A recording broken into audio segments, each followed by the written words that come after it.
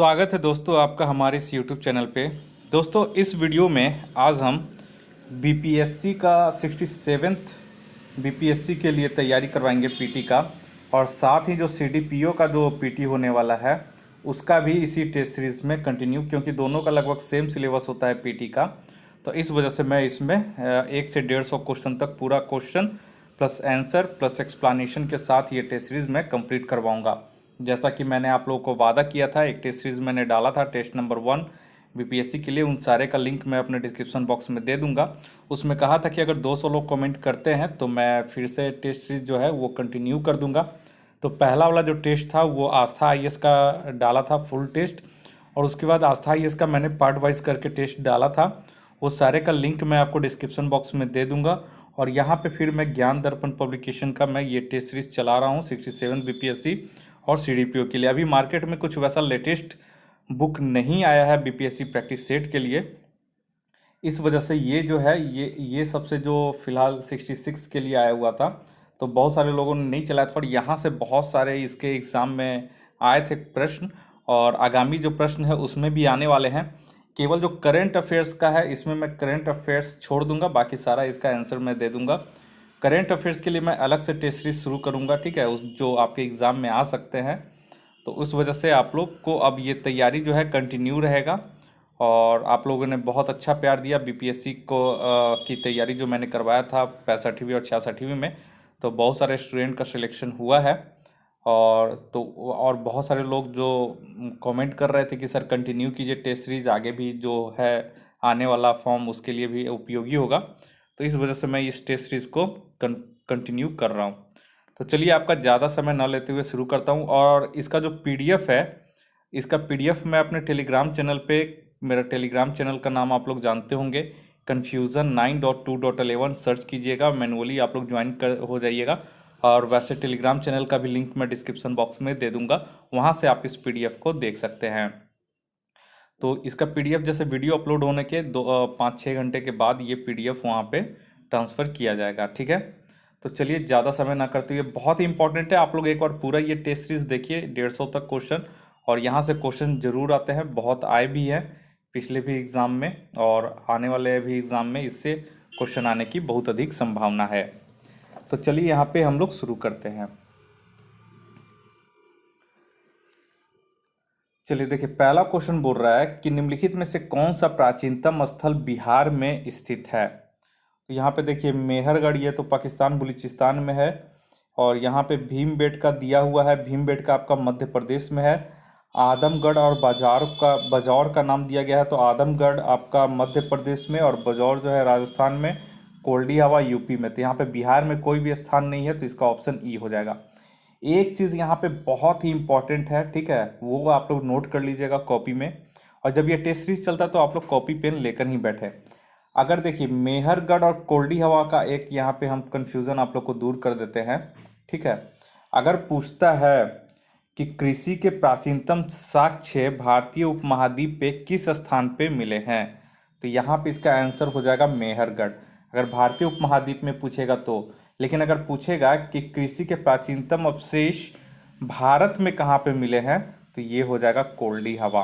तो यहाँ पे आप लोग भारत में भी पूछता है तो आप लोग मेहरगढ़ मार देते हैं, ठीक है। तो यहाँ पे याद रखिएगा, भारतीय उपमहाद्वीप में कृषि के प्राचीनतम अवशेष पूछेगा तो मेहरगढ़, और भारत में पूछेगा तो कोल्डी हवा। नेक्स्ट है ये क्वेश्चन नंबर 2 में। 2 नंबर क्वेश्चन बोल रहा है कौटिल्य के अर्थशास्त्र के अनुसार कलिंग पर आक्रमण अशोक ने किस उद्देश्य से किया था।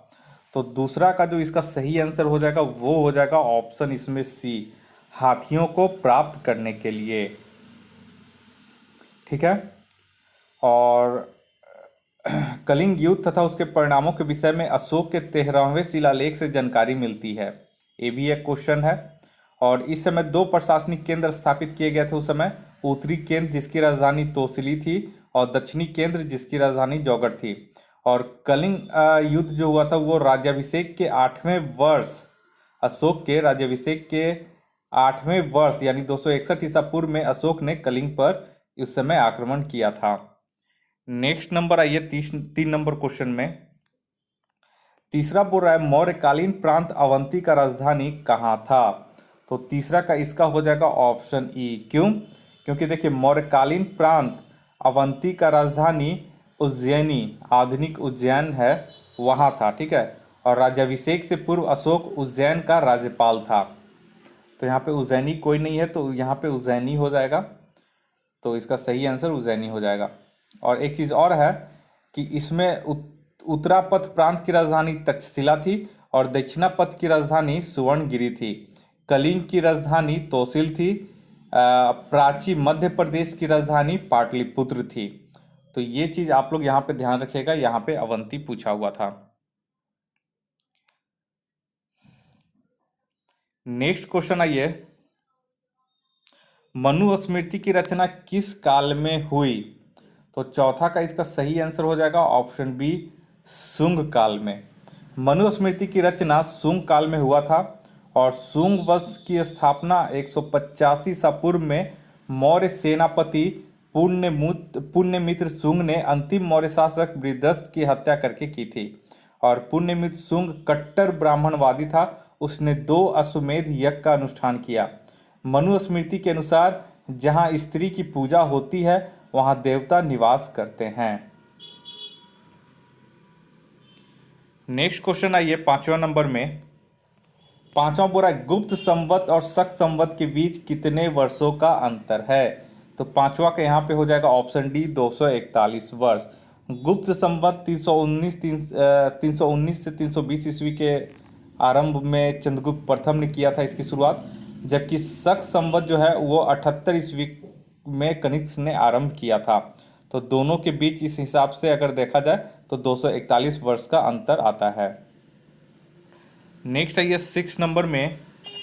6 बोल रहा है कृष्णदेवराय किस शासक के समकालीन थे। तो यहाँ पे 6 का सही आंसर हो जाएगा ऑप्शन सी, बाबर के समकालीन। कृष्णदेवराय जिनका कार्यकाल 1510 से 1529 ईस्वी था, ये बाबर के समकालीन थे और कृष्णदेवराय तुलु वंश के महानतम शासक थे। नेक्स्ट आइए 7वां नंबर में।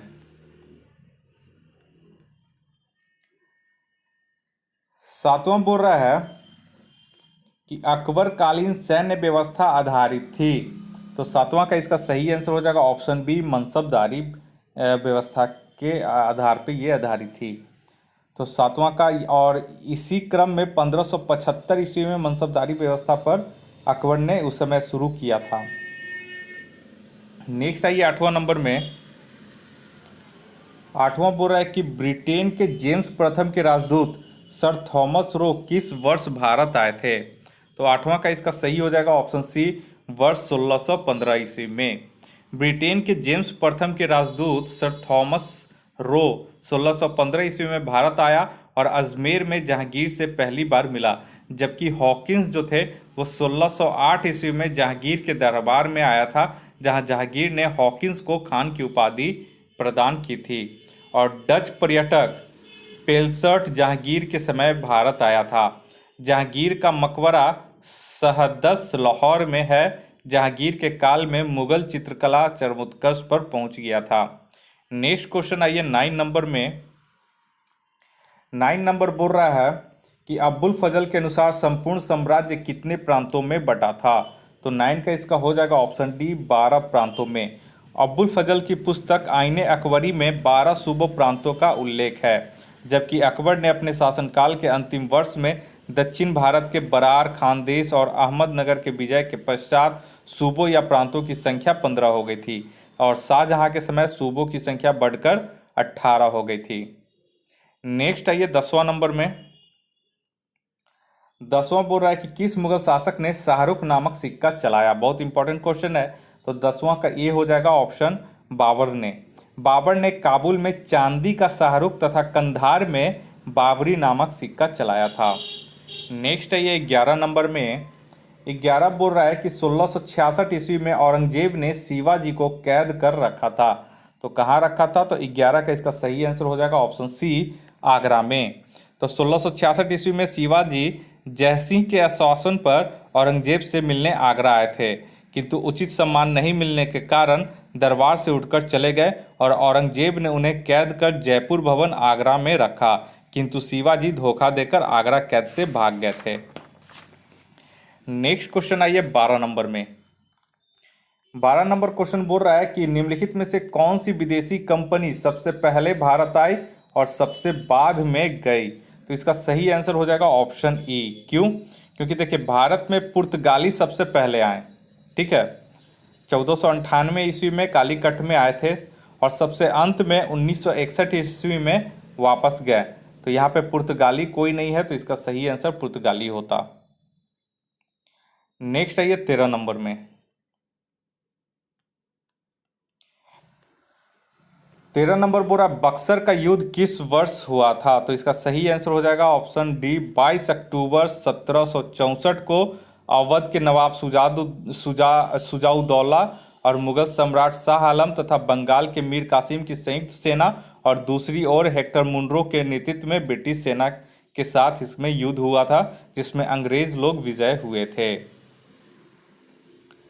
नेक्स्ट आइए 14 नंबर में। 14 बोल रहा है कि भूदान आंदोलन से कौन सा स्थान संबंधित है? तो 14 का इसका सही आंसर हो जाएगा ऑप्शन ए पोचमपल्ली। भूदान आंदोलन का आरंभ जो हुआ था वो 18 अप्रैल 1951 को आंध्र प्रदेश के पोचमपल्ली से आचार्य विनोबा भावे द्वारा किया गया था। नेक्स्ट आइए 15 नंबर में। 15 नंबर बोल रहा है 1920 ईस्वी में बंबई में अखिल भारतीय ट्रेड यूनियन कांग्रेस की स्थापना किसने की? तो 15 का यहाँ पे हो जाएगा ऑप्शन सी NM जोशी ने। 31 अक्टूबर 1920 ईस्वी को बंबई में आयोजित प्रथम अखिल भारतीय ट्रेड यूनियन कांग्रेस की स्थापना NM जोशी द्वारा की गई, जबकि प्रथम अधिवेशन की अध्यक्षता लाला लाजपत राय के द्वारा की गई थी। तो ये बहुत ही इंपॉर्टेंट क्वेश्चन है। नेक्स्ट आइए 16 नंबर में। 16 बोरा महात्मा गांधी द्वारा आरंभ किया गया प्रथम जन आंदोलन था।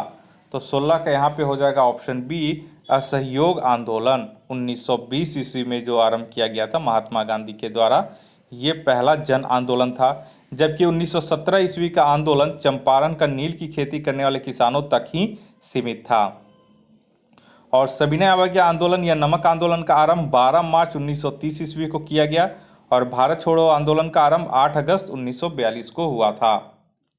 नेक्स्ट है ये 17 नंबर में। 17 नंबर बोल रहा है एक वर्ष में स्वराज का नारा गांधी जी ने किस आंदोलन के द्वारा दिया गया था?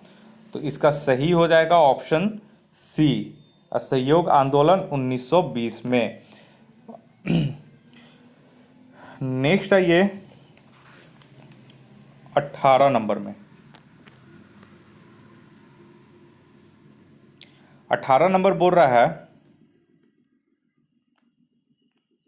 कि निम्नलिखित में से किसने असहयोग आंदोलन के दौरान विदेशी वस्त्रों के जलाए जाने का विरोध किया था? तो 18 का इसका जो सही आंसर हो जाएगा वो हो जाएगा ऑप्शन ई। क्योंकि देखिए असहयोग आंदोलन के दौरान विदेशी वस्त्रों को जलाए जाने को रविन्द्रनाथ टैगोर ने अविवेकी या निष्ठुर बर्बादी कहा था, क्योंकि रविन्द्रनाथ टैगोर रचनात्मक कार्य करने में विश्वास करते थे, इसलिए उन्होंने विदेशी वस्त्र जलाए जाने का विरोध किया था। तो यहाँ पे रविन्द्रनाथ टैगोर हो जाएगा, तो कोई ऑप्शन नहीं है, तो उपयुक्त में से कोई नहीं, इसका सही आंसर हो जाएगा। नेक्स्ट है ये 19 नंबर।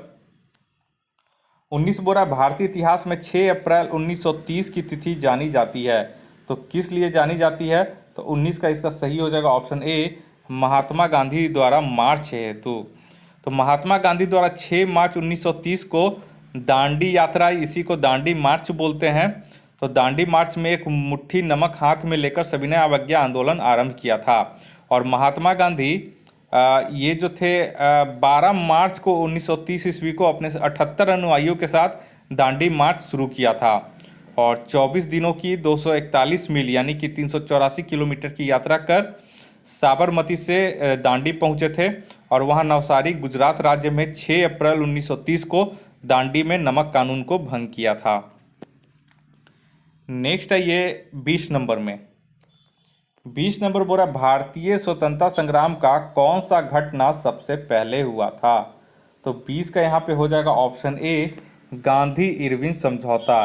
ये जो समझौता हुआ था ये 5 मार्च 1931 को हुआ था और भगत सिंह को फांसी 23 मार्च 1931 को दिया गया था। और भारतीय राष्ट्रीय कांग्रेस का कराची अधिवेशन जो हुआ था वो 26 से 29 मार्च 1931 ईस्वी को हुआ था। और पूना समझौता जो हुआ था वो 24 सितंबर 1932 ईस्वी को हुआ था। आप लोग कॉपी पेन अगर रखे होंगे तो नोट कर लीजिएगा मेरी आवाज़ को सुन करके। नेक्स्ट आइए 21 नंबर में। 21 नंबर बोल रहा है आज़ाद हिंद का प्रधान कार्यालय कहाँ स्थित था। तो 21 का इसका सही हो जाएगा ऑप्शन बी, रंगून में। आज़ाद हिंद फौज का कार्यालय रंगून में स्थित था और फरवरी मार्च 1942 में आज़ाद हिंद फौज की स्थापना मोहन सिंह ने की थी। नेक्स्ट आइए 22 नंबर में। 22 बोल रहा है 21 अक्टूबर 1943 ईस्वी को आज़ाद हिंद फौज का गठन कहाँ हुआ था। तो 22 का यहाँ पे सही आंसर हो जाएगा ऑप्शन ए, तत्कालीन मलाया। ठीक है, तो देखिए 21 अक्टूबर 1943 ईस्वी को सुभाष चंद्र बोस के नेतृत्व में आज़ाद हिंद फौज का गठन सिंगापुर में किया गया था। उस समय सिंगापुर ब्रिटिश मलाया का अंग था, इसलिए विकल्प में दोनों स्थान का नाम होने पर ब्रिटिश मलय होगा। अगर तत्कालीन रहता है तो वहाँ पे ब्रिटिश मलय सही आंसर होता लेकिन यहाँ तत्कालीन मलाया भी नाम है तो ये भी सही है। 23 नंबर में आइए, बोरा कैबिनेट मिशन का निम्नलिखित में से कौन सदस्य सम्मिलित नहीं थे। तो 23 का इसका जो सही आंसर हो जाएगा वो हो जाएगा इसका सही आंसर इसमें option D, PC Alexander.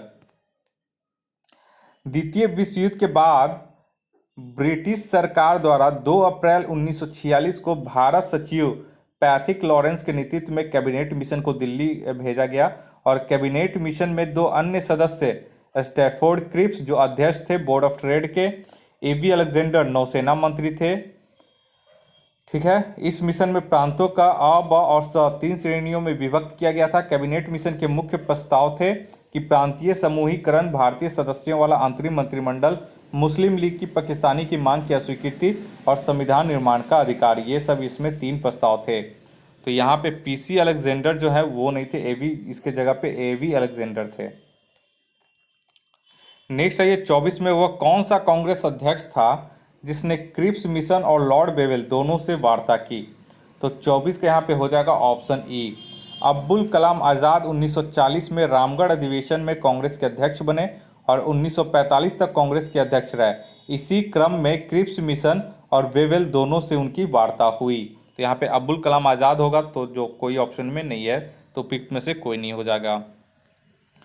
Next है ये 25 नंबर में, संविधान सभा का पहला अधिवेशन हुआ।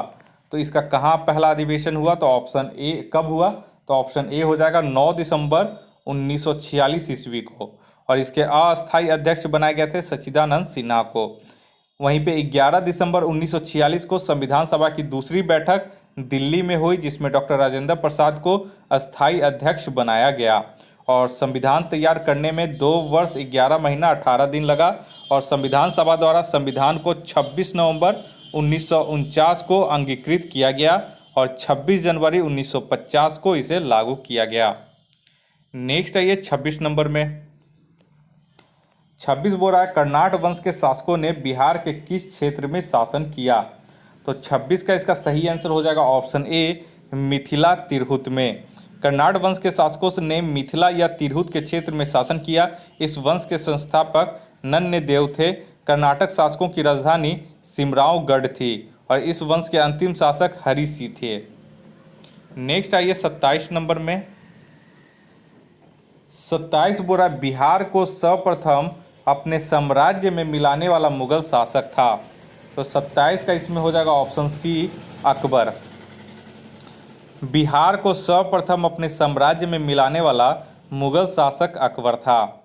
बिहार को मुगल साम्राज्य के प्रांत का दर्जा 1580 ईस्वी में दिया गया था। नेक्स्ट है ये 28 नंबर में। 28 बोल रहा है कि यूरोपीय व्यापारी कंपनियों में किसने पटना में अपनी फैक्ट्री स्थापित नहीं की थी। तो 28 का इसका हो जाएगा ऑप्शन डी, फ्रांसीसियों ने बिहार में अपनी फैक्ट्री स्थापित नहीं की थी, पटना में। देखिए यहाँ पे एक चीज़ नोट कर लीजिएगा कि यूरोपीय व्यापारी कंपनियों में से फ्रांसीसी ने पटना में अपनी फैक्ट्री स्थापित नहीं की थी, जबकि अंग्रेजों ने 1664 ईस्वी में पटना के गुलजार बाग में फैक्ट्री स्थापित की, जिसके प्रधान जॉब चर्नाक बने थे। वहीं डच या हॉलैंड या इसे नीदरलैंड कहा जाता है, डच ने फैक्ट्री की स्थापना 1632 ईस्वी में, जो कि बीपीएससी में 65वीं बीपीएससी में क्वेश्चन पूछा हुआ है। तो डच, जो हॉलैंड या नीदरलैंड कहा जाता है, ने पटना में अपनी फैक्ट्री की स्थापना 1632 ईस्वी में की थी। और अभी जो वर्तमान में है डच फैक्ट्री का स्थान पटना कॉलेज की उत्तरी इमारत फैक्ट्री है। नेक्स्ट आइए 29 नंबर में, बिहार में ब्रिटिश सत्ता का सर्वप्रथम विरोध किया गया। तो यहाँ पे 29 का देखिए, 29 का जो सही आंसर हो जाएगा वो हो जाएगा ऑप्शन सी, अली गौहर के द्वारा। बिहार में ब्रिटिश सत्ता का सर्वप्रथम विरोध अली गौहर ने किया। इसने पटना का घेरा 1760 ईस्वी में 1760 ईस्वी में डाला था। बिहार आने वाला प्रथम अंग्रेज जो है वो रॉल्फ फिच था। 1587 ईस्वी में ये बिहार आया था। नेक्स्ट आइए 30 नंबर में, 30 बोरा जगदीशपुर में 1857 में किसके नेतृत्व के समानांतर सरकार की स्थापना की गई थी। तो 30 का यहाँ पे हो जाएगा ऑप्शन बी, अमर सिंह के नेतृत्व में, जो कि कुंवर सिंह के भाई हैं। नेक्स्ट आइए 31 नंबर में, 31 बोरा बिहार के राजगीर परगना के कौन से स्थानीय नेता ने 1857 के आंदोलन में स्वयं को राजा घोषित किया था। तो 31 का यहाँ पे ऑप्शन ई हो जाएगा। 1857 ईस्वी की क्रांति में हैदर अली खान ने स्वयं को राजगीर परगना का राजा घोषित किया था। तो इसमें हैदर अली खान कहीं नहीं है, तो उपयुक्त में से कोई नहीं हो जाएगा। नेक्स्ट है ये क्वेश्चन नंबर 32 में, 32 बोरा वहाबी आंदोलन का मुख्य केंद्र था। तो 32 का इसका आंसर हो जाएगा ऑप्शन ई, वहाबी आंदोलन का मुख्य केंद्र पटना था। तो इसमें कोई ऑप्शन नहीं है। नेक्स्ट है ये 33 नंबर में, 33 नंबर बोल रहा है भागलपुर में अनुशीलन समिति के नेता कौन थे। तो 33 का यहाँ पे सही हो जाएगा ऑप्शन सी, मोर जादूनाथ सरकार। अनुशीलन समिति का नेता भागलपुर में मोर जादूनाथ सरकार थे और ढाका में रेवती नाग थे, जबकि सचिंद्र नाथ सन्याल ने 1913 ईस्वी में पटना में अनुशीलन समिति की एक शाखा की स्थापना किए थे। तो ये भी बहुत इंपॉर्टेंट क्वेश्चन है। नेक्स्ट नंबर में आइए 34 में, 34 नंबर बोल रहा है महात्मा गांधी का पहली बार चंपारण आगमन कब हुआ था। तो इसका हो जाएगा ऑप्शन डी, 10 अप्रैल 1917 ईस्वी को चंपारण में ये आए थे राजकुमार शुक्ल के अनुरोध पर, और ये पटना मुजफ्फरपुर होते हुए चंपारण पहुंचे थे। और राजकुमार शुक्ल कहाँ के निवासी थे। तो राजकुमार शुक्ल का जो गांव था वो मुरली भरावा गांव के निवासी थे। तो राजकुमार शुक्ल जो थे वो 1916 के कांग्रेस के लखनऊ अधिवेशन में गए थे, जहां पे उन्होंने गांधी जी से मिलकर रिक्वेस्ट की थी कि वो चंपारण में नील खेती करने वाले किसानों की दुर्दशा देखें और उनके लाभ के लिए कुछ उपाय करें। तो उनके रिक्वेस्ट को एक्सेप्ट करके महात्मा गांधी ने 10 अप्रैल 1917 को चंपारण में विजिट किया था। नेक्स्ट है ये आपका 35 नंबर क्वेश्चन में, 35 बोरा अगस्त 1918 में भारतीय राष्ट्रीय कांग्रेस का विशेष अधिवेशन किसकी अध्यक्षता में हुआ था। तो 35 का यहाँ पे हो जाएगा ऑप्शन सी, सैयद इमाम की अध्यक्षता में। और इस अधिवेशन में कांग्रेस का दूसरा विभाजन हुआ था। इस अधिवेशन में मॉन्टेग्यू चेम्सफोर्ड रिपोर्ट पर विचार विमर्श हुआ और सैयद हसन इमाम के नेतृत्व में एक शिष्टमंडल जो था वो इंग्लैंड भेजने का निर्णय लिया गया था। जबकि 1918 में ही भारतीय राष्ट्रीय कांग्रेस का 33वां अधिवेशन दिल्ली में पंडित मदन मोहन मालवीय की अध्यक्षता में हुआ था। नेक्स्ट आइए 36 नंबर में,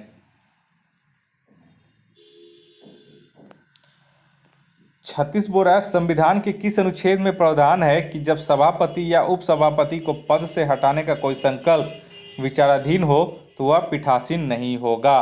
तो 36 का इसका हो जाएगा ऑप्शन ई, ये जो है वो अनुच्छेद 92 में कहा गया है।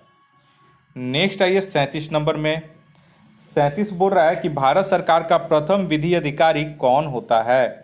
तो 37 का इसका जो सही आंसर हो जाएगा ऑप्शन ई, भारत सरकार का प्रथम विधि अधिकारी महान्यायवादी अटॉर्नी जनरल होता है। इसका उल्लेख जो है वो अनुच्छेद 76 में किया गया है। और अनुच्छेद 165 के तहत राज्य के महान महाधिवक्ता होते हैं। ठीक है। नेक्स्ट आइए 38 नंबर में। 38 बोल रहा है निम्नलिखित में से किस क्षेत्र में पंचायत से संबंधित प्रावधान लागू नहीं होता है। तो 38 के यहाँ पे हो जाएगा ऑप्शन ई। तो अनुच्छेद 243 एम के अनुसार भाग 9 पंचायत से संबंधित प्रावधान राज्यों और क्षेत्रों में लागू नहीं होता है। तो इसमें कौन कौन से शामिल हो जाते हैं। तो मेघालय, मिजोरम और मणिपुर,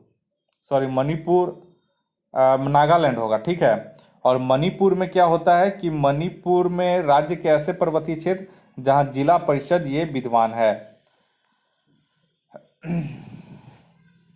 तो इसमें मणिपुर में भी हो जाएगा, क्योंकि ये पूरी तरह से पंचायती राज के अंतर्गत इसमें प्रावधान लागू नहीं होते हैं। तो इसमें से ई हो जाएगा एक से अधिक। नेक्स्ट आइए 39 नंबर में। 39 बोरा प्रथम वित्त आयोग का गठन किस वर्ष किया गया। तो इसका हो जाएगा ऑप्शन बी 1951 ईस्वी में। और इसके प्रथम अध्यक्ष जो थे वो केसी नियोगी थे। भारतीय संविधान के अनुच्छेद 280 के तहत राष्ट्रपति प्रत्येक 5 वर्ष पर वित्त आयोग का गठन करता है। ठीक है। नेक्स्ट आइए 40 नंबर में।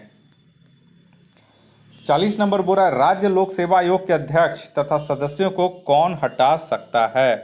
तो 40 का यहाँ पे हो जाएगा ऑप्शन ए, राष्ट्रपति हटा सकता है, लेकिन राज्य लोक सेवा आयोग के अध्यक्ष और सदस्यों की नियुक्ति जो है वो राज्यपाल करता है। तो यहाँ पे हटा सकता पूछ रहा है, तो ऑप्शन ए इसका सही हो जाएगा। नेक्स्ट आइए 41 नंबर में।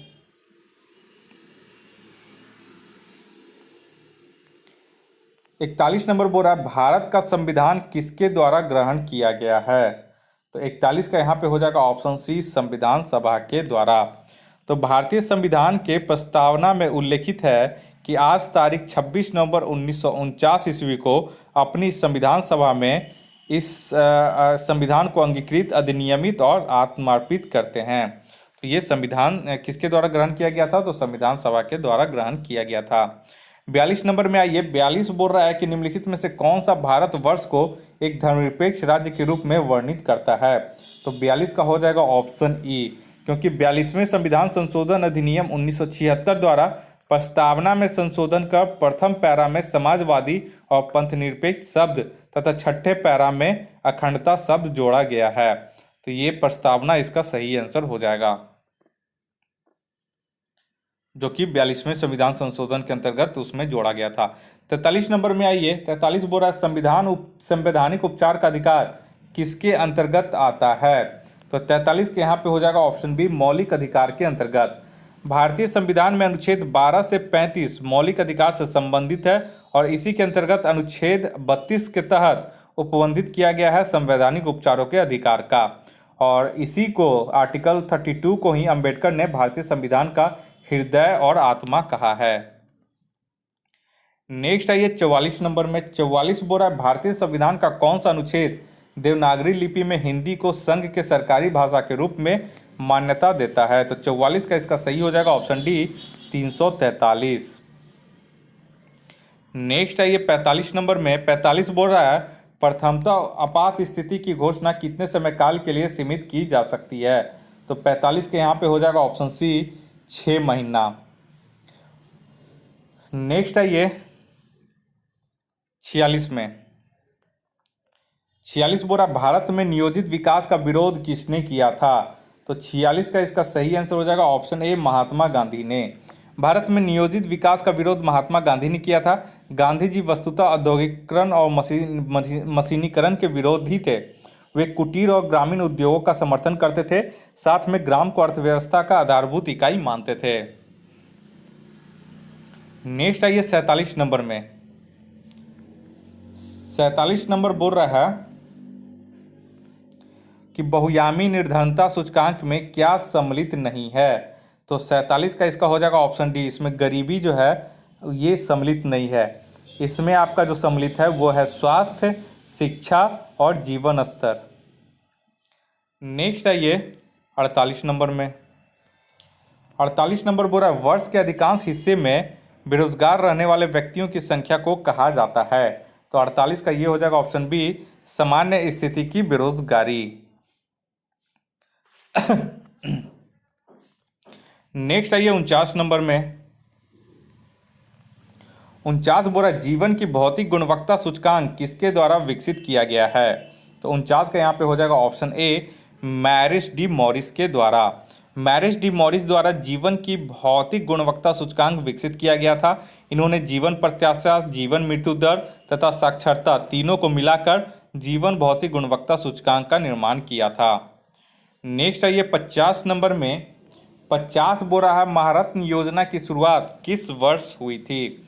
तो 50 का यहाँ पे हो जाएगा ऑप्शन सी, वर्ष 2009 में। और महारत्न योजना की शुरुआत वर्ष 2009 में हुई थी और इसका उद्देश्य जो था वो बड़े आकार के नवरत्न उपकरणों के प्रबंधन को अधिक स्वायत्तता सौंपना, जिससे उपकरणों के संचालन हेतु घरेलू बाजार के साथ साथ वैश्विक बाजार में भी अधिक स्वायत्तता प्राप्त हो सके। और वर्तमान में जो है वो 10 महारत्न कंपनियां हैं। 51 में आइए, 51 में आइए, 51 नंबर बोल रहा है कि प्रधानमंत्री कौशल विकास योजना किस वर्ष शुरू हुआ?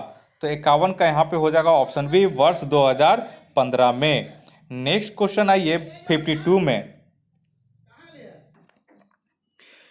नेक्स्ट क्वेश्चन आइए 52 में। 52 बोरा भारतीय बीमा विनियामक एवं विकास बोर्ड इरडाई का मुख्यालय कहाँ है?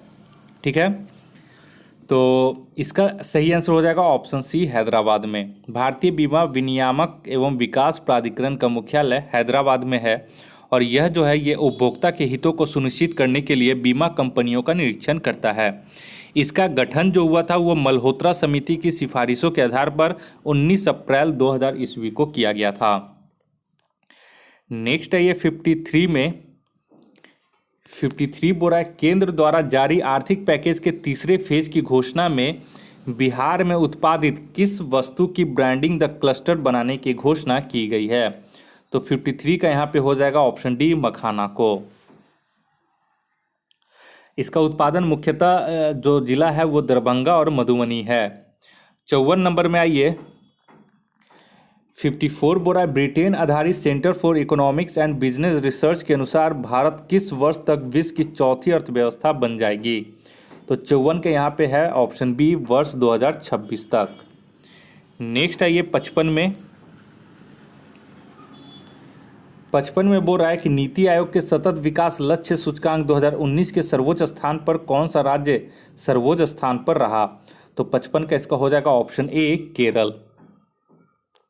नेक्स्ट आइए 56 में। बोला निम्नलिखित में से किनके मध्य की औसत दूरी को एक खगोलीय इकाई कहा जाता है? तो 56 का इसका हो जाएगा ऑप्शन ए, पृथ्वी और सूर्य के बीच औसत दूरी को। नेक्स्ट आइए 57 नंबर में। 57 बोला मानव शरीर में निम्नलिखित में से कौन सी ग्रंथि जोड़े के रूप में मौजूद रहती है? तो 57 के यहाँ पे हो जाएगा अधिवृक्क। अधिवृक्क ग्रंथि जो है वो मानव शरीर में जोड़े के रूप में होती है। नेक्स्ट आइए 58 में।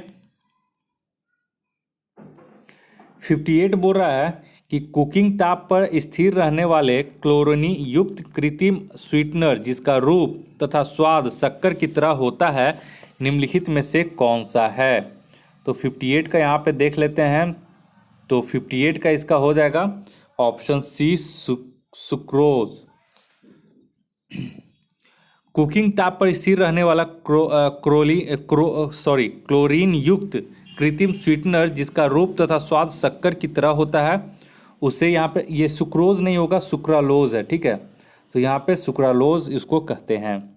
सुक्रोज एक अलग चीज़ हो गया। ठीक है, सुक्रोज, फ्रक्टोज, ग्लूकोज वो एक दूसरा चीज़ हो गया। 59 आइए। 59 जो है निम्नलिखित में से कौन सा एंटीबायोटिक नहीं है? तो 59 का यहाँ पे हो जाएगा ऑप्शन बी, ऑक्सीटोसिन। ऑक्सीटोसिन एक एंटीबायोटिक नहीं है बल्कि यह एक हार्मोन है और ऑक्सीटोसिन एक स्तनपायी संबंधी हार्मोन है जो मुख्य रूप से मस्तिष्क में तंत्रिका संबंधित प्रेषित का कार्य करता है। इसे लव हार्मोन या खुशी हार्मोन भी कहते हैं। नेक्स्ट है ये 60 नंबर में। 60 नंबर बोल रहा है हेपेटाइटिस बी विषाणु का उद्भव काल होता है। तो 60 का यहाँ पे हो जाएगा ऑप्शन बी, 30 से 180 दिन। और यह एक लीवर का एक गंभीर संक्रमण है जिसके लिए एक टीके द्वारा आसानी से इसे रोका जा सकता है और यह रोग आमतौर पर संक्रमित शारीरिक द्रवों के संपर्क में आने से फैलता है। नेक्स्ट है ये 61 नंबर में। निःश्वसन का समय डायफ्राम हो जाता है। तो 61 के यहाँ पे है ऑप्शन बी गुंबदाकार। निःश्वसन के समय डायफ्राम गुंबदाकार हो जाता है। 62 नंबर में आइए। 62 नंबर बोला निम्नलिखित में से कौन सी एक गैस वातावरण प्रदूषक मानी जाती है? तो 62 के यहाँ पे हो जाएगा ऑप्शन सी सल्फर डाइऑक्साइड।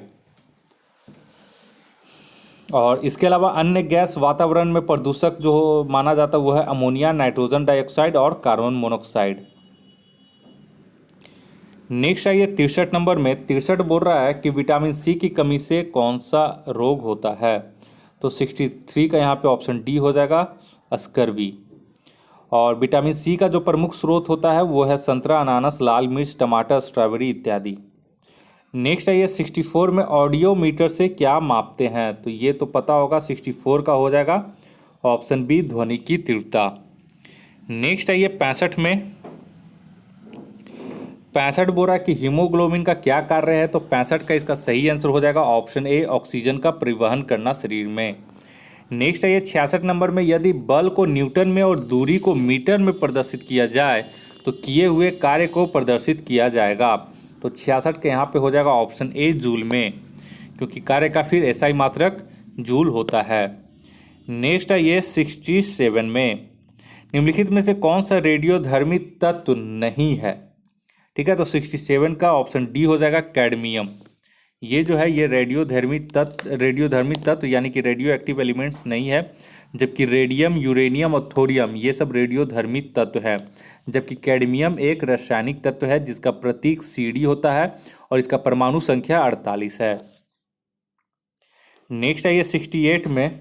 डॉक्टरी मृत्यु की घोषणा होती है तब जब, तो यहाँ पे 68 का सही हो जाएगा ऑप्शन डी उपयुक्त सभी तीनों तथ्य एक साथ मौजूद हों, यानी कि नाड़ी की गति बंद हो गई हो, हृदय गति रुक गई हो, आंख की पुतलियाँ स्थिर एवं फैल गई हो, तब उसको डॉक्टरी या मेडिकली मृत्यु घोषित किया जाता है। नेक्स्ट आइए 69 में। 69 बोला निकट दृष्टि दोष किसके प्रयोग से उपचारित किया जा सकता है? तो 69 का ये हो जाएगा ऑप्शन बी अवतल लेंस यानी कि कॉन्केव लेंस के द्वारा। नेक्स्ट आइए 70 नंबर में। 70 नंबर क्वेश्चन बोल रहा है संघनन क्या है? तो इसका सही आंसर हो जाएगा ऑप्शन सी वाष्प का द्रव में परिवर्तन, यानी कि इसको कंडेंसेशन भी बोलते हैं। 71 नंबर में आइए पित्तल का मिश्र धातु क्या क्या होता है? तो 41 के यहाँ पे डी हो जाएगा जस्ता और तांबा। नेक्स्ट आइए 72 नंबर में लोहा का विशुद्धतम रूप, तो 72 का यहाँ पे हो जाएगा ऑप्शन सी पिटवा लोहा होता है। 73 नंबर आइए इंद्रधनुष में सबसे बाहर की ओर कौन सा रंग होता है? तो 73 का यहाँ पे हो जाएगा ऑप्शन सी लाल का विशुद्धतम रूप पिटवा लोहा होता है।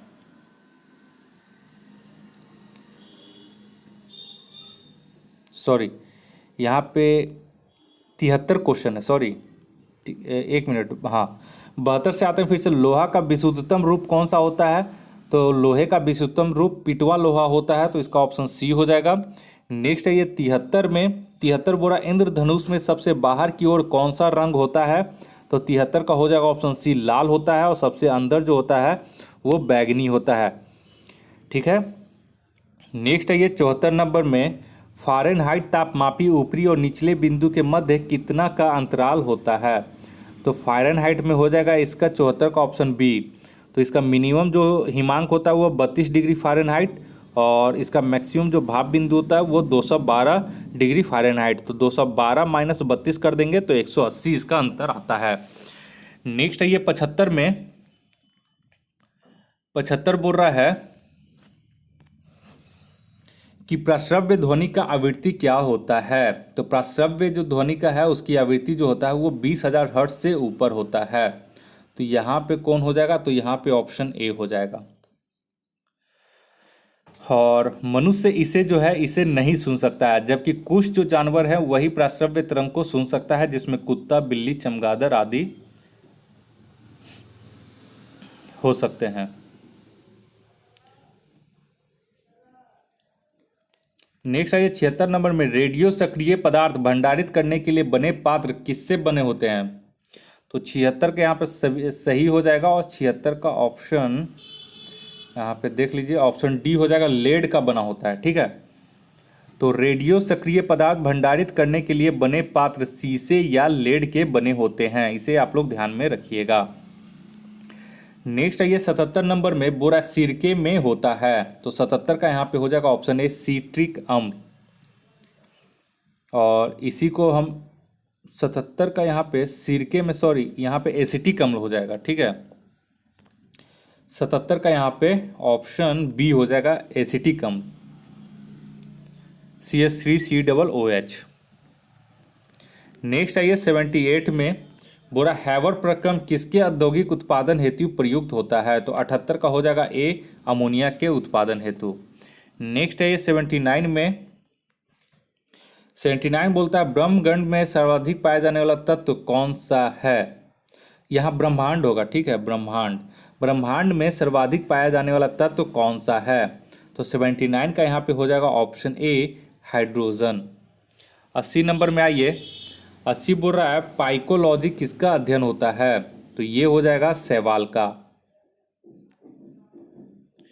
नेक्स्ट आइए 81 नंबर में, नामीबिया तट के साथ बहने वाली ठंडी जलधारा का क्या नाम है, तो 81 का इसका सही हो जाएगा ऑप्शन बी, हम्बोल्ट धारा। नामीबिया तट के साथ बहने वाली ठंडी जलधारा, यहाँ पे भी थोड़ा सा आप लोग को सुधार करना होगा। ठीक है, 81 का जो सही आंसर होगा इसमें वो हो जाएगा आपका, इसमें नामीबिया तट के साथ बहने वाली ठंडी जलधारा वेनेजुएला धारा है। ठीक है, और प्रशांत महासागर की ठंडी जलधारा हम्बोल्ट धारा है, और हिंद महासागर की गर्म और स्थायी जलधारा जो है वो अगुल्हास की जलधारा है। ठीक है, तो इसका सही आंसर सी होगा। 82 में ये रूस का सेंट पीटर्सबर्ग शहर किसके तट पर स्थित है, तो 82 का यहाँ पे सही हो जाएगा, ये तो बाल्टिक सागर है, तो यहाँ पे देख लेते हैं 82 का ऑप्शन डी हो जाएगा सही, बाल्टिक सागर। नेक्स्ट आइए 83 में आइए, 83 बोला निम्नलिखित में से कौन सा अंगूरी मदिरा, यहाँ पे देखिए यहाँ पे क्या लिखा हुआ है, 1 मिनट मैं इसको पूरा पढ़ के बता देता हूँ बुक से। तो देखिए यहाँ पे जो 83 का बोल रहा है क्वेश्चन, वो है निम्नलिखित में से कौन सा अंगूरी मदिरा पैदा करने वाला फ्रांस का प्रदेश नहीं है। ठीक है, तो इसका जो 83 का जो सही आंसर हो जाएगा वो हो जाएगा ऑप्शन बी, ससेज। इसको ससेन बोलते हैं। ठीक है, तो ससेन जो है वो अंगूरी मदिरा पैदा करने वाला फ्रांस का प्रदेश नहीं है। नेक्स्ट है 84 में, 84 बोल रहा है इराक का सबसे बड़ा अल्पसंख्यक समुदाय कौन सा है, तो 84 का इराक का सबसे बड़ा अल्पसंख्यक समुदाय हो जाएगा कुर्द। वहाँ पे कुर्द और सुन्नी मुस्लिम में युद्ध चल रहा है, और दोनों में कुछ राजनीतिक विवाद भी है, और सांख्यिकी जो उनका है भौगोलिक रूप से जनसंख्या है उसके अनुसार भी उनमें कुछ विवाद है, तो यहाँ पे इसका अल्पसंख्यक समुदाय कुर्द हो जाएगा। नेक्स्ट है 85 नंबर में, ब्राज़ील के पठार के घास के मैदानों को कहते हैं, तो 85 के यहाँ पे हो जाएगा ऑप्शन ए, कंपोस। ब्राज़ील के पठार के पास घास के मैदान को कंपोस कहते हैं, अर्जेंटीना में पंपास कहते हैं, दक्षिण अफ्रीका में वेल्ड कहते हैं, ऑस्ट्रेलिया में डाउन्स कहते हैं, अमेरिका और कनाडा में प्रेयरी कहते हैं। ठीक है, एशिया, यूक्रेन, रूस, चीन की मंचूरिया प्रदेश जो है वो स्टेपी कहलाते हैं, अफ्रीका में सवाना, वेनेजुएला, कोलंबिया में लानोस कहा जाता है। नेक्स्ट है 86 में, निम्नलिखित में से कौन सी एक चोटी भारत में अवस्थित नहीं है, तो 86 का यहाँ पे हो जाएगा ऑप्शन ई, भारत में गुरला मांधता पर्वत शिखर स्थित नहीं है, तो यहाँ पे एक ऑप्शन ए हो गया। ठीक है, और फिर देखते हैं, बल्कि पश्चिमी तिब्बत में नेपाल की उत्तरी पश्चिमी सीमा के निकट ये गुरला मांधता स्थित है। इसी प्रकार नामचा बारवा पर्वत चोटी भी अरुणाचल प्रदेश सीमा के निकट दक्षिण पूर्वी तट में अवस्थित है, अतः गुरला मांधता और नामचा बरवा ये दोनों ही पर्वत शिखर भारत में अवस्थित नहीं है, तो यहाँ पे नामचा बरवा ए और बी बोथ हो जाएगा, तो उपयुक्त में से एक से अधिक हो जाएगा, इसलिए ऑप्शन ई इसका सही है। नेक्स्ट है 87 में, 87 बोरा कर्णपुरा कोयला क्षेत्र किस घाटी में स्थित है, तो 87 का इसका जो सही आंसर हो जाएगा वो हो जाएगा ऑप्शन ए, दामोदर घाटी। तो कर्णपुरा कहाँ पे है, तो ये झारखंड में स्थित है। तो किस घाटी में? तो ये दामोदर घाटी में स्थित है। वहीं पे सिंगरौली जो है ये मध्य प्रदेश में है, और तलचल जो है उड़ीसा में है, सिंगरनी तेलंगाना में भी एक है।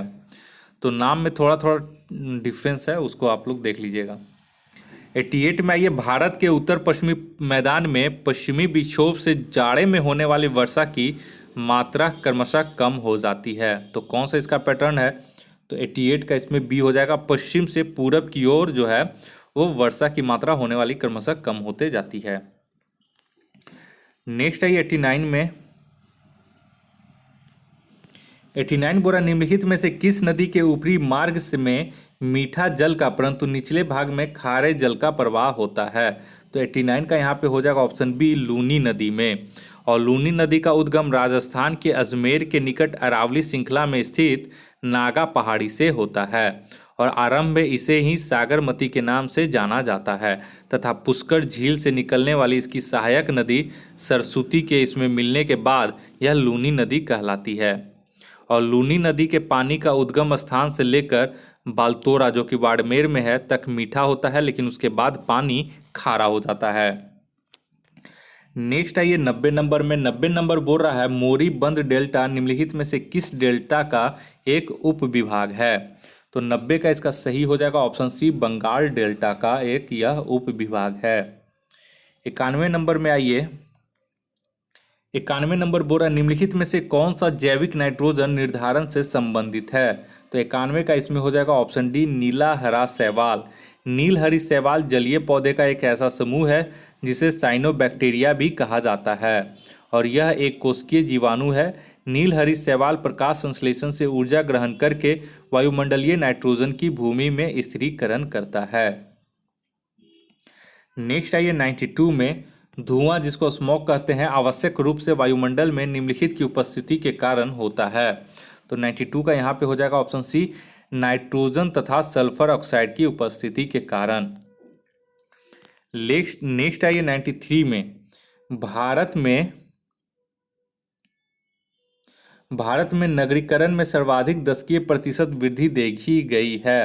तो 93 का यहाँ पे हो जाएगा ऑप्शन बी, 1971 से 81 के बीच में। नेक्स्ट आइए 94 नंबर में।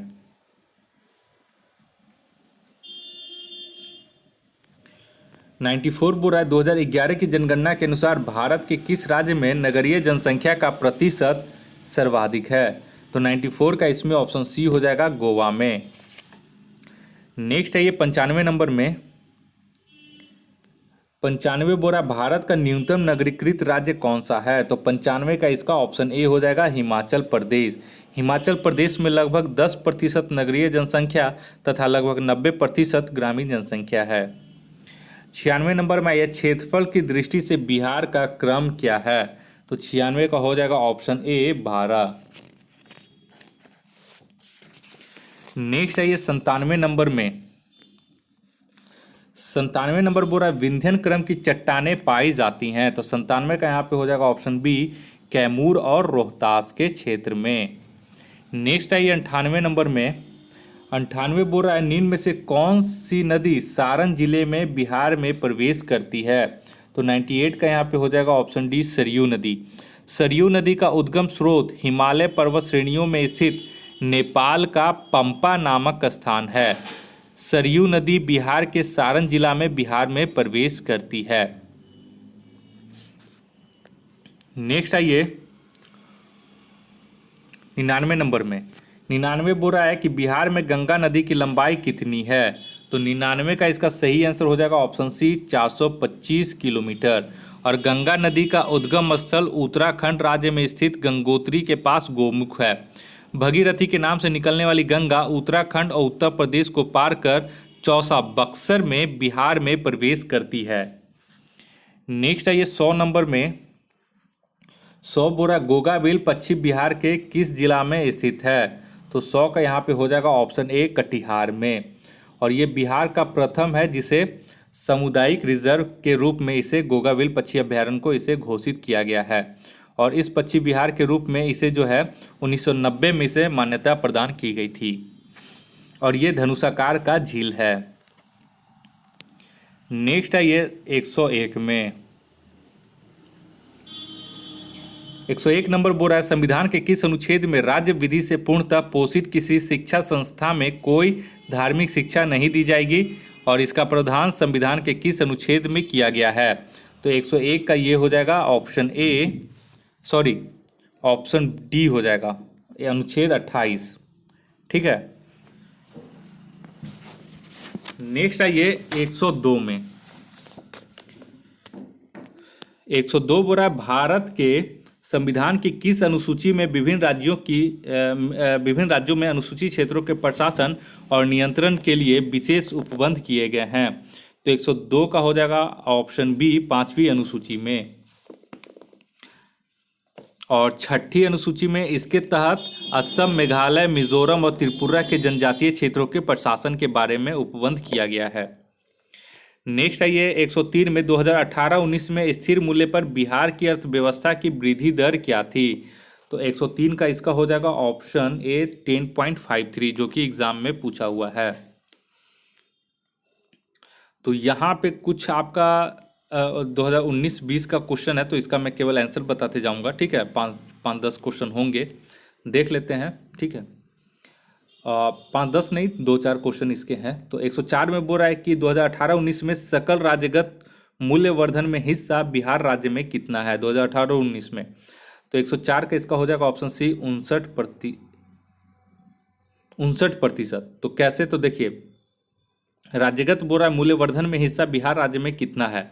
तो सकल राज्यगत मूल्यवर्धन में वर्ष 2018-19 में प्राथमिक, द्वितीयक, तृतीयक क्षेत्रों का हिस्सा 21.3%, क्रमशः 19.7% और 59% था। नेक्स्ट है ये वर्ष यहाँ पे 19-20 होगा। 105 में आइए, बोल रहा है वर्ष 2019-20 में राजकोषीय घाटा सकल राज्य घरेलू उत्पाद का कितना प्रतिशत था? तो ये हो जाएगा ऑप्शन बी, 2.68%। 106 आइए, इंपॉर्टेंट है, 15वें वित्त आयोग के अनुसार वर्ष 2020-21 में बिहार का हिस्सा कितना है? तो 106 का यहाँ पे हो जाएगा ऑप्शन डी, 10.06%। 15वें वित्त आयोग ने वर्ष 2020-21 के लिए कुल वितरणीय संसाधन कोष में बिहार का जो हिस्सा है वो 10.06% निर्धारित किया है। 107 में आइए, 107 बोल रहा है, संविधान के किस अनुच्छेद में लोकसभा और राज्यसभा की विधानसभाओं में अनुसूचित जातियों और अनुसूचित जनजातियों के लिए स्थानों का आरक्षण संबंधी प्रावधान किया है? तो ये हो जाएगा ऑप्शन बी। ऑप्शन 107 का यहाँ पे है ना, तो 107 का यहाँ पे हो जाएगा ऑप्शन ए हो जाएगा, सॉरी 334। तो संविधान के अनुच्छेद 334 द्वारा लोकसभा और राज्यों की विधानसभाओं में अनुसूचित जातियों और अनुसूचित जनजातियों के लिए स्थानों के आरक्षण संबंधी प्रावधान किए गए हैं। नेक्स्ट है 108 में बोल रहा सूचना के अधिकार अधिनियम किस वर्ष लागू हुआ? तो 108 का इसका सही आंसर हो जाएगा ऑप्शन सी, वर्ष 2005 ईस्वी में। और इसमें जो है वो जम्मू कश्मीर उस समय राज्य था, उसको छोड़ करके बाकी सभी प्रदेशों में लागू किया गया था। नेक्स्ट आइए 109 में। 109 बोल रहा निम्नलिखित में से कौन सा देश गन्ना के उत्पादन में प्रथम स्थान पर है? तो 109 का यहाँ पे हो जाएगा ऑप्शन ए, ब्राज़ील। ब्राज़ील गन्ना के उत्पादन में सर्वोच्च स्थान पर है। कहवा के उत्पादन में भी ब्राज़ील जो है वो सर्वोच्च स्थान पर है। नेक्स्ट आइए 110 में। 110 बोल रहा है स्वतंत्रता पूर्व बिहार में श्रम संघ आंदोलन की शुरुआत कहाँ से हुई थी? तो 110 का इसका हो जाएगा ऑप्शन डी, जमालपुर से। और इसके प्रमुख नेता थे अब्दुल बारी, एहसन हल्दर, बी चक्रवर्ती। अब कुछ 10 क्वेश्चन मैथ्स हैं, उसको देख लेते हैं। इसमें केवल आपको हम आंसर बताते चले जाएंगे और इसका जो सोल्यूशन है वो मैं अपने टेलीग्राम चैनल पे इस मैथ्स का 10 क्वेश्चन का सोल्यूशन सेंड कर दूंगा। तो इसका केवल आप लोग आंसर देख लीजिए और खुद से सॉल्व करने का प्रयास कीजिएगा। 111 का इसका सही आंसर हो जाएगा ऑप्शन डी, 37। 112 में आ जाइए। 112 का जो सही आंसर हो जाएगा वो हो जाएगा ऑप्शन बी, 15 वर्ष। नेक्स्ट आइए 113 में।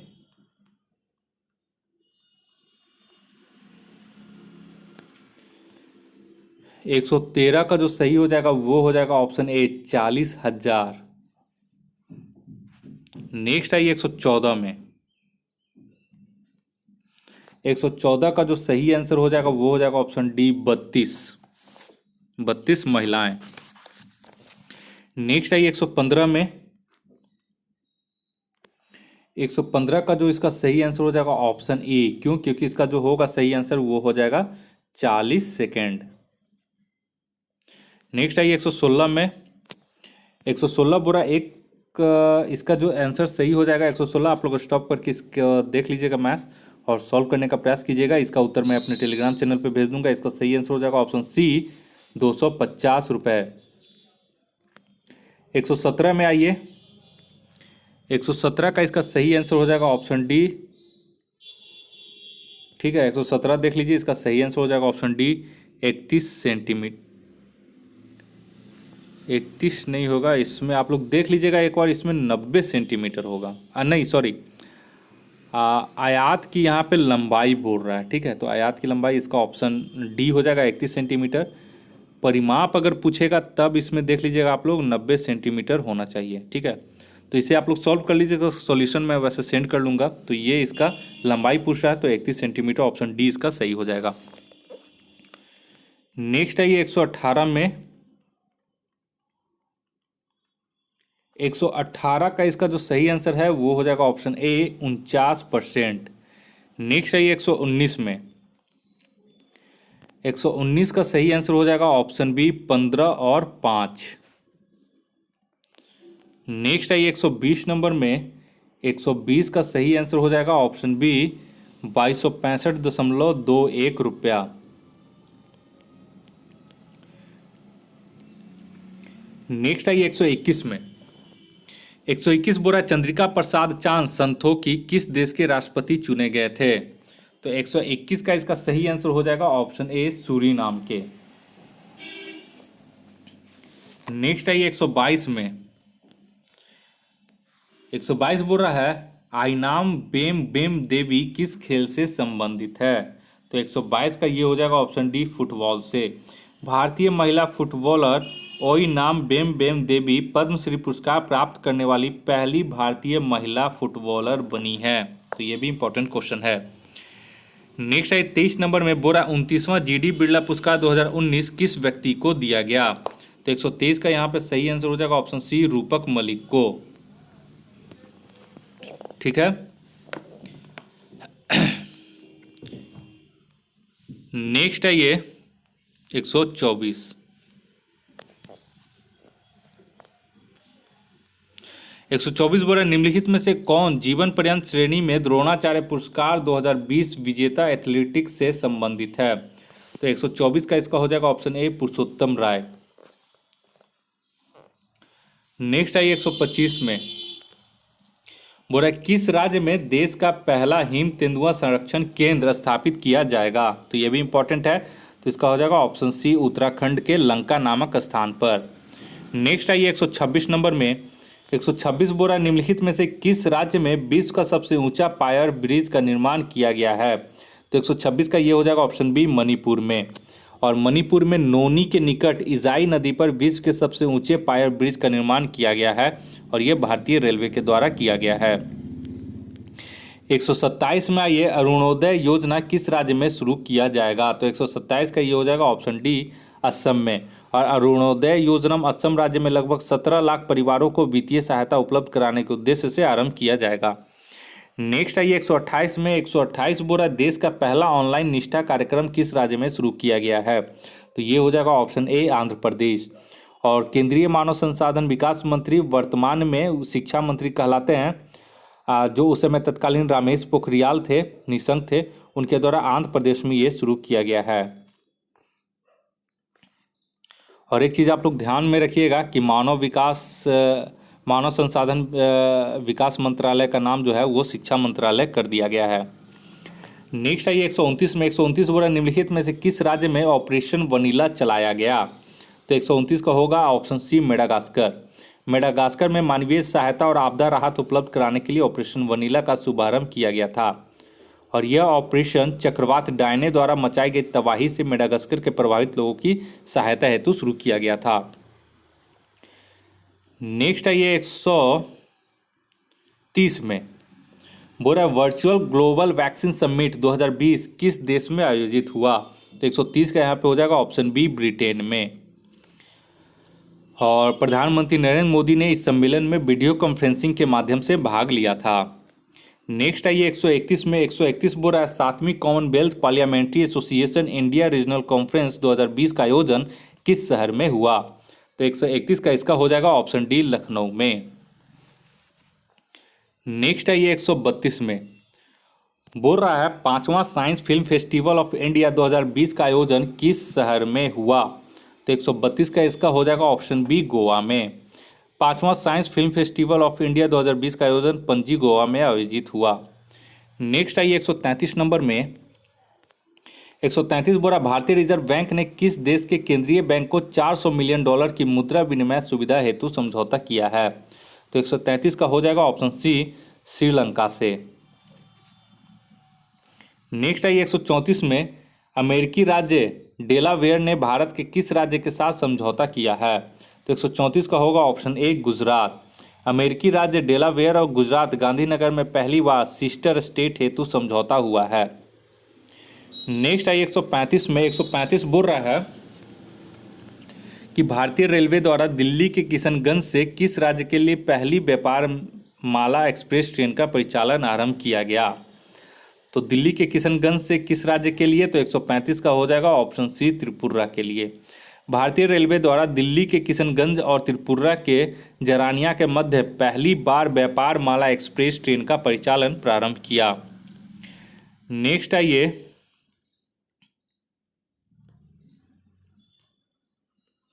136 नंबर में।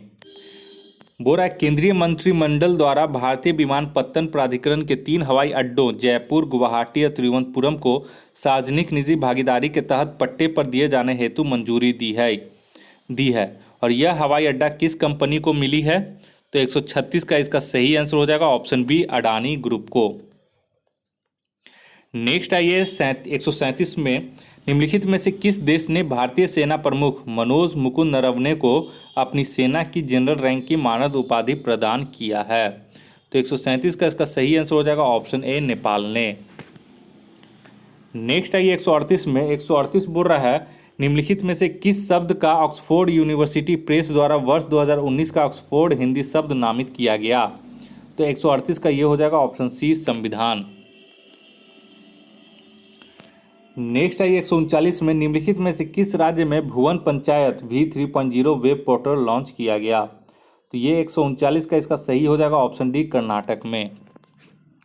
नेक्स्ट आइए 140 में। 140 बोला निम्नलिखित में से किस स्थान पर पौहोनु ज्वालामुखी स्थित है? तो 140 का यहाँ पे हो जाएगा सी, हवाई स्थित पौहोनु ज्वालामुखी घोषित किया गया है। इससे पूर्व इसके पास स्थित जो था वो माउना लोआ का सबसे बड़ा ज्वालामुखी माना गया था, लेकिन अब जो है वो पौहोनु ज्वालामुखी ये भी हवाई में स्थित है। 141 नंबर में आइए। बोल रहा है कि निम्नलिखित में से किस स्थल को कोलकाता के 4 प्रमुख धरोहर भवन में राष्ट्र को नहीं समर्पित किया गया है? तो 141 का हो जाएगा ऑप्शन ए, राइटर्स बिल्डिंग में। 141 का प्रधानमंत्री द्वारा कोलकाता के 4 प्रमुख धरोहर भवन राष्ट्र को समर्पित किया गया है और इन 4 प्रमुख धरोहर भवनों में old currency building, Belvedere house, Metcalfe house और विक्टोरिया मेमोरियल हाउस शामिल है, जिसमें राइटर्स बिल्डिंग को शामिल नहीं किया गया है। नेक्स्ट आइए 142 में। 142 बोला विश्व का सबसे ऊंचा रेल पुल किस नदी पर बनाया गया है? तो ये भी इंपॉर्टेंट है। तो 142 का हो जाएगा ऑप्शन बी, चिनाब नदी पर। विश्व का सबसे ऊंचा रेल पुल भारतीय रेलवे द्वारा जम्मू कश्मीर के रियासी जिले में चिनाब नदी पर निर्मित किया गया है और यह जो है कटरा बनिहाल खंड में निर्माणाधीन पुल चिनाब नदी के तल के 359 मीटर ऊंचा होगा। नेक्स्ट आइए 143 में। 143 में है कि निम्नलिखित में से किस देश को भारत के साथ जोड़ने के लिए फेनी पुल का निर्माण किया जा रहा है? तो 143 का हो जाएगा ऑप्शन डी, बांग्लादेश। भारत में सबरूम को बांग्लादेश के रामगढ़ से जोड़ने वाला 1.8 किलोमीटर लंबी फेनी पुल दिसंबर 2020 तक तैयार होने की संभावना है और जिसका हाल ही में उद्घाटन भी किया गया है। और 129 करोड़ की लागत से यह बनने वाला फेनी पुल से चटगांव और कोलकाता बंदरगाह के बीच माल ढुलाई अब आसान हो जाएगी। नेक्स्ट आइए 144 में, निम्नलिखित में से किस देश के प्रधानमंत्री ने संसद में भाषण के दौरान 2050 तक शून्य कार्बन उत्सर्जन हासिल करने के लक्ष्य निर्धारित किया है? तो 144 का इसका हो जाएगा option C, Japan. Next I 145 में, बोल रहा है कि ग्रीष्मकालीन ओलंपिक खेल 2021 का आयोजन किस शहर में होगा? तो 32वें ग्रीष्मकालीन ओलंपिक खेल की 2021 की बात कर रही है, तो यहाँ पे 145 कर रहा है, तो इसमें 145 का यहाँ पे ए हो जाएगा, टोक्यो। देखिए 32वें ग्रीष्मकालीन ओलंपिक खेल 2021 का जो स्थल है वो टोक्यो जापान है। वहीं 33वां 2024 का जो है वो पेरिस है। और 34वां जो 2028 में होगा उसका लॉस एंजलिस अमेरिका में है। ठीक है। और एक चीज़ और याद रखिएगा कि शीतकालीन ओलंपिक खेल 2022 में 24वां शीतकालीन ओलंपिक खेल 2022 में का जो स्थल है वो बीजिंग चीन है।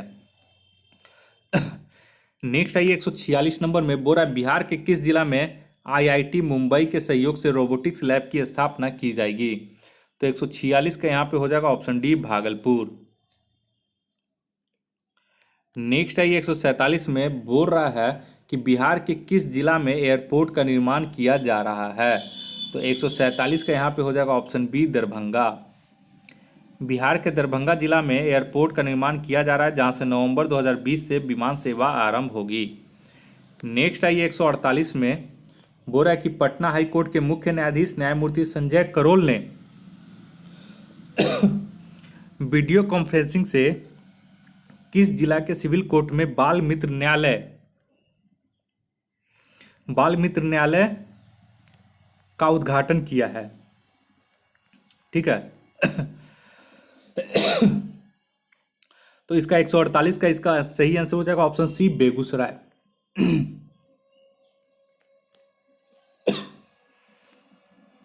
नेक्स्ट आइए 149 में, हाल ही में फिनलैंड के राजदूत बनाए गए रवीश कुमार बिहार के किस जिला के मूल निवासी हैं? तो 149 के यहाँ पे हो जाएगा ऑप्शन डी, भागलपुर। और ये रवीश कुमार आप लोग एनडीटीवी वाले रवीश कुमार मत समझ लीजिएगा। और इस टेस्ट का आखिरी क्वेश्चन 150 नंबर, बिहार के जिस जिला में देश का सबसे लंबा रेलवे पुल का निर्माण किया जाएगा? तो 150 के यहाँ पे हो जाएगा ऑप्शन ई। क्यों? क्योंकि भागलपुर जिला के विक्रमशिला कटारिया के बीच इसका निर्माण किया जाएगा और इसका निर्माण वर्ष 2021 में इसका निर्माण किया जाएगा। और इसका जो है लंबाई जो है वो 24 किलोमीटर होगा और इसकी लागत जो है लगभग 2000 करोड़ रुपए लागत इसमें आएगी। तो इसका जो सही आंसर भागलपुर होता, जो कि ऑप्शन में नहीं है, इसलिए ऑप्शन ई हो जाएगा। तो दोस्तों इस तरह से करके ये दूसरा टेस्ट सीरीज हमारा कंप्लीट हो चुका है और आप लोग इसे ज़रूर शेयर करें ताकि जो भी 67 बीपीएससी और सीडीपीओ की तैयारी कर रहे हैं वो हमारे इस टेस्ट सीरीज से अधिक लाभ उठा सकते हैं। और इसी तरह का क्वेश्चन बीपीएससी में भी 67 बीपीएससी में भी आता है और बहुत इससे मैच करता है। तो आप लोग हमारे इस यूट्यूब चैनल पे कंटिन्यू से जुड़ जाएं और जो सब्सक्राइबर पहली बार विजिट कर रहे हैं वो तो ज़रूर से सब्सक्राइब कर लें और ये पक्का उनका सिलेक्शन होगा अगर अभी से वो 67 बीपीएससी और सीडीपीओ की तैयारी करने में लग जाते हैं तो। और इसका जितना भी पीडीएफ है वो सारा कुछ मैं टेलीग्राम चैनल पे सेंड कर देता हूँ, जो कि मेरा टेलीग्राम चैनल है confusion9.2.11। और इसका जो भी प्रीवियस टेस्ट सीरीज और जो हो चुका है उसका सारे का डिस्क्रिप्शन में मैं लिंक दे दूंगा, वहाँ से आप लोग देख सकते हैं। तो इस वीडियो को देखने के लिए आप लोग का बहुत बहुत शुक्रिया। आपका दिन मंगलमय हो। धन्यवाद।